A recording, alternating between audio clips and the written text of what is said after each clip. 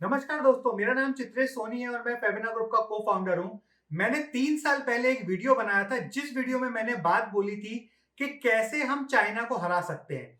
आज मैं चाइना के साथ जो भारत के संबंध चल रहे हैं उन हालातों पे मेरे को मेरा वो पुराना वीडियो भी याद आया और उस वीडियो में कुछ बातें मैं ऐड करना चाहता हूं जो मैंने 3 साल पहले बोली थी। मैं दोबारा बोल रहा हूं उनमें से कुछ बातें। हमें हमारे इंडिया के अंदर प्रोडक्शन को कैसे बढ़ाना है उसके ऊपर एक जॉइंटली वेंचर बना के काम करना पड़ेगा, जिसमें हमारे गांव के युवक शामिल हों, हमारे गांव के पंचायत के जो महापंच होते हैं, जो सरपंच होते हैं, जो जिन सचिव होते हैं, जिनका भी रोल होता है उनको अपॉर्चुनिटी प्रोवाइड कराने में उनको शामिल होना पड़ेगा।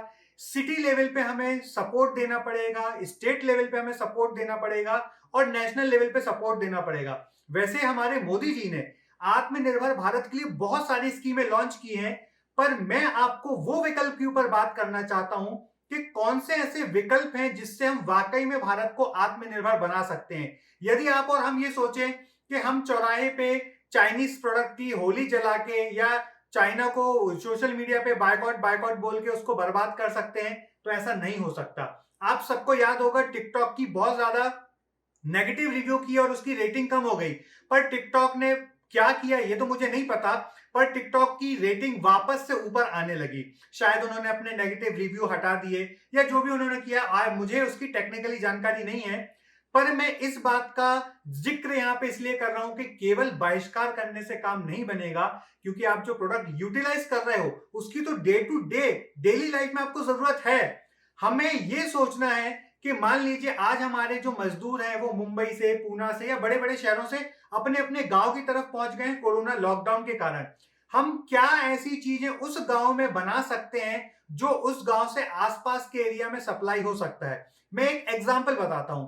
मान लीजिए हल्दीराम का जो प्रोडक्शन है वो मान लीजिए बीकानेर में होता है या जयपुर में होता है या नागपुर में होता है। अब यदि नागपुर से हल्दीराम का प्रोडक्शन हम साउथ ईस्ट में भेजते हैं, नॉर्थ में भेजते हैं या हम नॉर्थ ईस्ट में भेजते हैं, तो जो लॉजिस्टिक कॉस्ट होती है उस कॉस्ट के कारण वो प्रोडक्शन बहुत महंगा पड़ जाता है। क्या हम वैसा कोई उपकरण नॉर्थ ईस्ट में नहीं लगा सकते, बिहार में नहीं लगा सकते, उड़ीसा में नहीं लगा सकते, जहां जहां हमारे पास मजदूर हैं, जहां जहां हमारे पास मैन पावर है, हम उस मैन पावर को कैसे स्किल करके उस एरिया की उन्नति में सहयोग उनसे ले सकते हैं। इससे दोनों को फायदा होगा।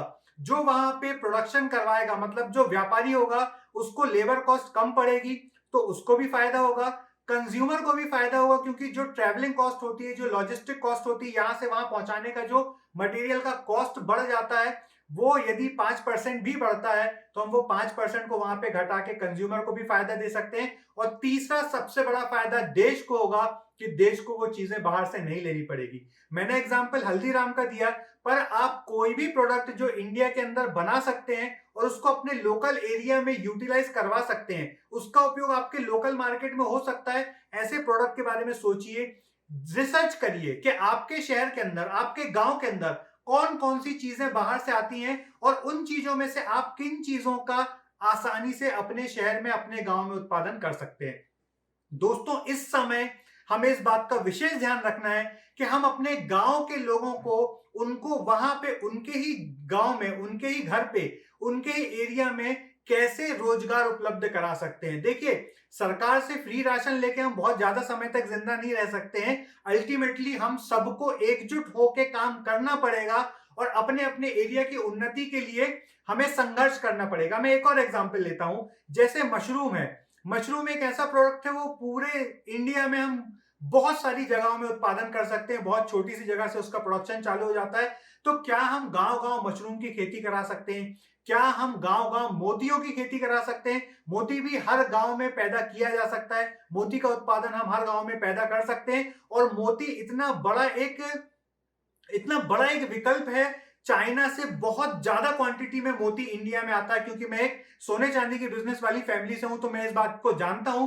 यदि हम गांव गांव में मोती मैन्युफैक्चरिंग की यूनिट लगाते हैं, जो तालाब में पैदा किया जाता है, तालाब में मैन्युफैक्चरिंग की जाती है, यदि हम वो भी करते हैं तो कुछ भाग हम वहां से मोती लेना बंद कर देंगे।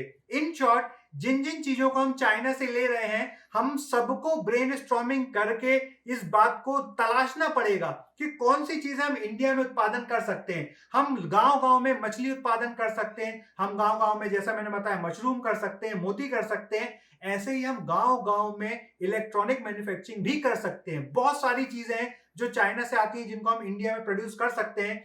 तो इस समय मैं पूरे भारत के व्यापारियों से, पूरे भारत के मैन्युफैक्चरिंग यूनिट से ये आह्वान करना चाहूंगा कि आप अपनी फैक्ट्रीज को उन जगह पे लेके जाने की कोशिश कीजिए जहां पे बहुत सारा मैन पावर बहुत कम में मिल सकता है और आपका वही प्रोडक्ट उस एरिया में कंज्यूम भी हो सकता है। हमें लॉजिस्टिक कॉस्ट कम करनी है, मैन पावर की कॉस्ट कम करनी है, क्योंकि जब गांव का आदमी शहर में आके रहता है तो वहां उसको रहने का, खाने का बहुत ज्यादा पैसा लगता है। यदि वही काम उसको गांव में मिल जाएगा तो जो काम वो शहर आके 25,000 में कर रहा है, शायद वही काम वो अपने गांव में 15,000 में भी खुशी खुशी कर लेगा।